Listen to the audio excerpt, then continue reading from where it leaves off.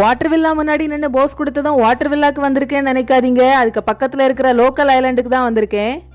என் பிள்ளையோட பிறந்தநாளை கொண்டாடுறதுக்கு தான் இந்த தீவுக்கு வந்திருந்தோம். சரி, தீவெல்லாம் எப்படி இருக்குன்னு சுத்தி பார்க்க வெளியே கிளம்பிட்டோம். மற்ற தீவுகளை மாதிரியே ரொம்ப அமைதியாவும் ரொம்ப அழகாவும் இருந்துச்சு. அப்படியே நம்ம ஊர் சைடு போன மாதிரி இருந்துச்சு. நிறைய வாழை மரம், முருங்கை மரம், அப்புறம் கரிச்சக்கை, இந்த மாதிரி நிறைய செடிகள் மரங்கள் எல்லாமே இருந்துச்சு. இங்க வந்தீங்கன்னா மற்ற தீவுகள்ல பார்க்க முடியாத ஒரு இடத்த பார்க்கலாம். இந்த இடத்துக்கு வந்தீங்கன்னா சுத்திலும் பாத்தீங்கன்னா இந்த மேங்க்ரூவ் ஃபாரஸ்ட் தான் இருக்கு. அதுல பேக் வாட்டர்ஸ் மாதிரி தண்ணியும் இருக்கு. இதுல கூட ஷார்க் பார்க்க முடியும்.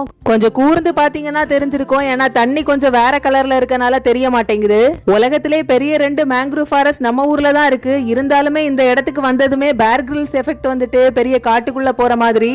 இந்த ஐலாண்ட்லயுமே வாட்டர் ஸ்போர்ட் ஆக்டிவிட்டிஸ் எல்லாம் இருக்கு. நீங்க இந்த தீவு எதுன்னு கெஸ் பண்ணி கமெண்ட்ல சொல்லிருங்க. இந்த தீவுக்கு எப்படி போறது, எவ்வளவு டைம் ஆகும், உங்களுக்கு எவ்வளவு காசு செலவாகும், எல்லாத்தையும் டீடைலா நெக்ஸ்ட் வீடியோ பார்க்கலாம்.